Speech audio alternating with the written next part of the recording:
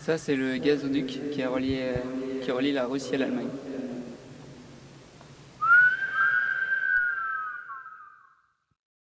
Vous allez voir une version condensée du documentaire des Vagabonds de l'énergie. Deux étudiants dans un périple d'1 an à travers plus d'une soixantaine de projets énergétiques, dans plus d'une quinzaine de pays d'Europe, du Moyen-Orient et d'Asie. Nous avons voyagé simplement, stop, bus, train, vélo, sous tente ou accueillis chez l'habitant, nous rendant d'un projet à l'autre. Frappant aux portes pour que les acteurs de l'énergie nous fassent l'état du secteur. Avec cette démarche volontaire, les portes se sont souvent ouvertes. Mines de charbon d'Ukraine, ports pétroliers de Roumanie, champs éoliens en mer du Nord, universités, etc. Nous nous sommes intéressés à toutes les sources d'énergie, dans l'idée sans doute de revenir avec la solution énergétique. Mais nous avons trouvé bien autre chose. Voici un condensé de ce que nous retenons de cette aventure. A few years ago, there was discussion of which energy, and then now there's a sort of consensus of the mixed energy economy. But in reality, nearly all the energy in the world is already solar energy. Wind energy, hydro energy, it's already and bioenergy. It's already just the energy of the sun, which is transformed by natural systems. Solar concentration is not a new energy. It's just using the energy that most people have already been using, the wood energy, with a more efficient technology. L'énergie solaire est le seul apport d'énergie extérieure à notre planète, le moteur du climat et des écosystèmes. C'est largement de quoi alimenter nos activités humaines. Le problème de l'énergie solaire est qu'elle est directement proportionnelle à la surface de captage.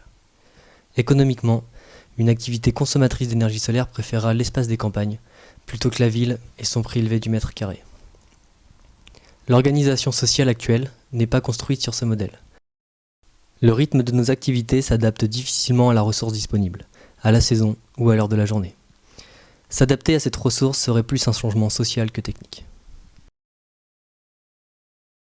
It's not energy that adapts to us, it's us that adapts to energy. And this is the definition of all life. And so the cities and the urbanization that we've seen in the last few hundred years, this was society adapting to fossil fuels. Because fossil fuels are a concentrated source of energy, huge concentration underground, then you have to concentrate it further in the refineries. So there's relatively few refineries in the world. So then if you want to use this energy, it makes sense to just bring the energy in a big pipe and then do all the transformations that you want around this big pipe. Les réseaux électriques des pays industrialisés sont organisés autour de gros points de production. Des centrales charbon, gaz, fioul ou nucléaire. Et une multitude de points de consommation. Avec le solaire, les points de production sont diffus. Et le réseau est différent. Ce changement de réseau d'acheminement d'énergie a beaucoup de chances de se répercuter jusque dans l'organisation sociale. Pour le moment, certains tentent d'adapter le solaire au réseau, dans le but de ne pas contraindre le tissu social. L'idée pour cela est de concentrer l'énergie solaire. Ce sont les grands champs de capteurs qui se développent dans nos campagnes ou sur le toit des supermarchés. Un autre axe de développement est d'utiliser la technique pour les applications décentralisées, qui restent majoritaires en Inde par exemple. The potential is huge because there's a lot of small activities that are using small diesel engines or also just heating things with oil. And here we get the mechanical energy from the steam engine, so it's totally free. The energy is free and there's no pollution. And then here we condense the exhaust steam, so we get hot water as well. So we could also use the exhaust steam to pasteurize milk or pasteurize water or any sort of industrial process that needs 90 degrees. Un concentrateur solaire comme celui-ci peut permettre de répondre aux besoins énergétiques de petites industries. En Inde, les industries familiales et de taille réduite sont majoritaires dans un pays où 80% de la population vit en zone rurale. L'énergie solaire est une énergie diffuse, qui pousse à la décentralisation. Bien sûr, l'utilisation en réseau est techniquement réalisable. Les exemples de terrain le prouvent. Dans les deux cas, l'accès à cette ressource nécessite un virage de notre stratégie énergétique et des adaptations de nos organisations sociales. Les acteurs de l'énergie eux-mêmes connaissent bien les freins techniques au développement de leurs ressources, dans le solaire comme ailleurs.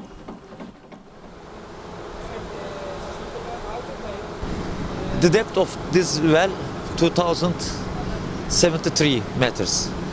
And last night we opened the well to the production.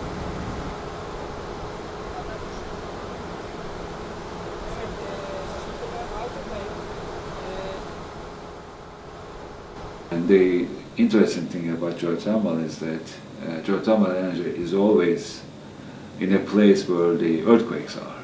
The three main areas where geothermal energy are utilized. The first one is generating electricity, and the second one is district heating, and the third one is the greenhouses.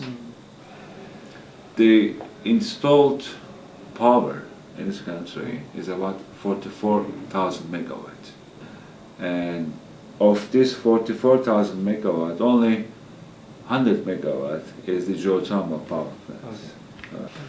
And so when you look at the number, of course it is a small ratio of the total installed power. But it is also a similar ratio when you look at the world. La Turquie a le second potentiel géothermique en Europe. Mais les sources d'eau chaude souterraines atteignent rapidement leurs limites. Il existe une solution technique pour augmenter ce potentiel. Il s'agit de fracturer des roches chaudes profondes pour y faire circuler artificiellement de l'eau. Cette technologie est développée en France, à Soultz-sous-Forêt, et les ingénieurs sont conscients des conséquences. Et on a eu par le passé de la sismicité qu'on a induite en faisant nos expériences. Donc, et certains séismes ont été ressentis par les populations. C'est vraiment lié c'est inhérent à ces technologies, on ne peut pas l'éviter. On ne peut pas développer des réservoirs sans séisme, c'est pas vrai. Donc ça c'est le premier point. Et le deuxième point, c'est un autre sujet sur lequel on travaille. Quand on remonte une eau salée qui circule dans un granit, c'est une roche naturellement radioactive. On peut aussi avoir des dépôts radioactifs. Donc on mesure, on suit cette radioactivité, essentiellement pour protéger les gens qui travaillent sur la centrale, même si le taux est relativement faible. Mais on se doit de le mesurer et d'en référer aux autorités compétentes, de manière à voir comment ça évolue dans le temps, parce que Soultz c'est la première centrale de ce type, donc on sert un peu de référence dans le domaine. Un des enjeux est de trouver le bon compromis. Il est clair que dans l'état actuel de nos connaissances, le gisement le plus précieux est celui de la sobriété. Comment orienter l'énergie produite vers nos besoins essentiels? Quel choix énergétique pour la part de nos consommations qui reste incompressible?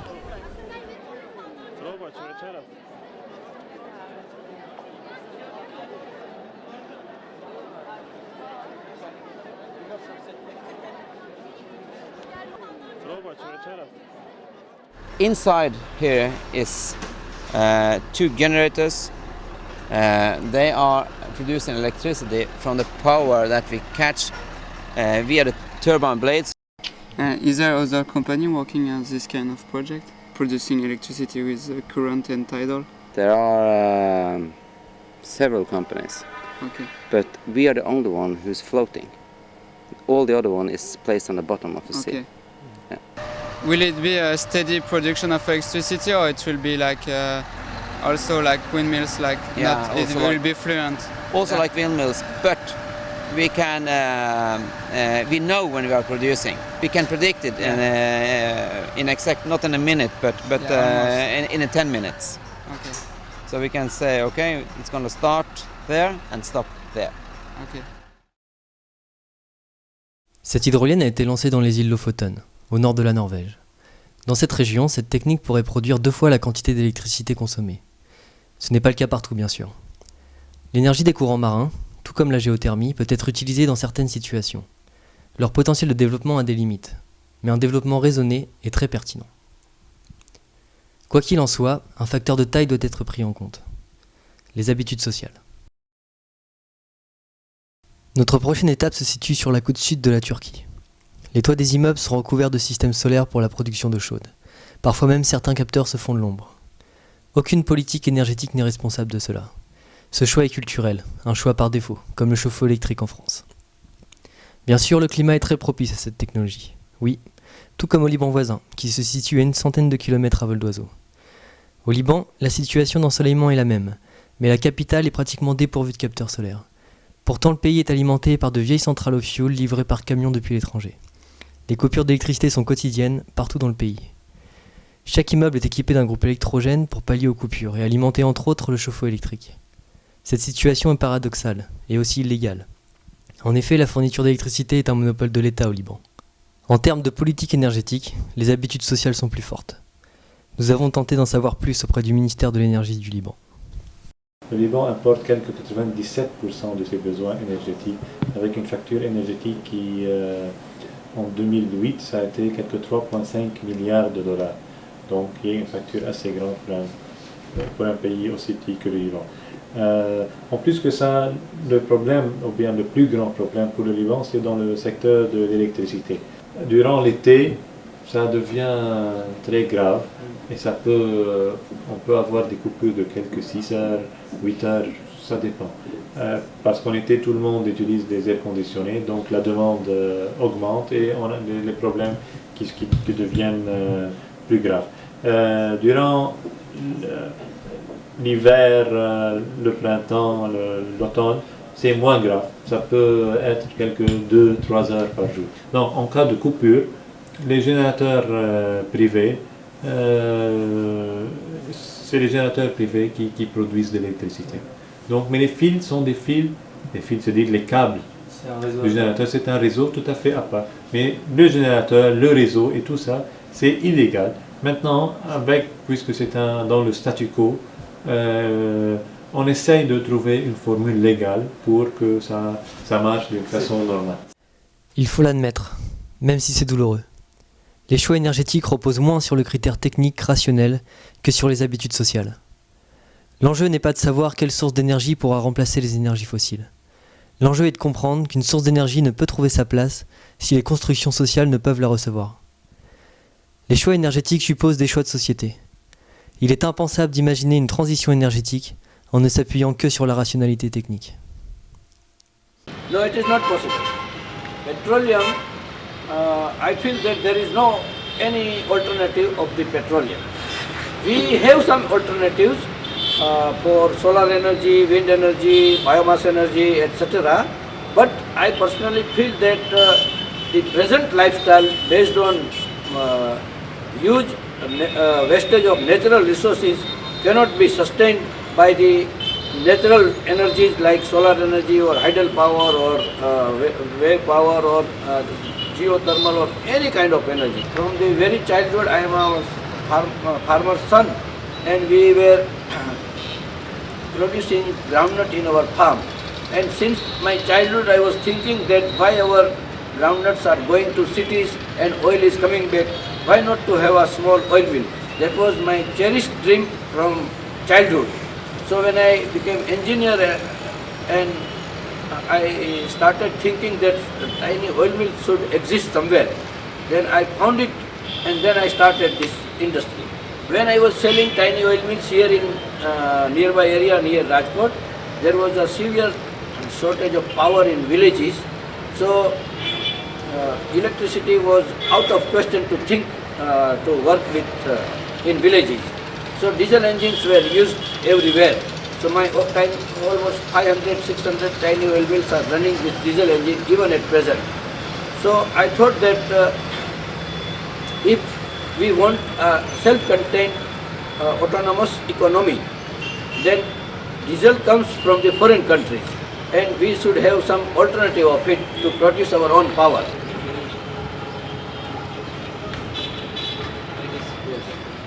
If the petroleum has gone, then also European people will survive.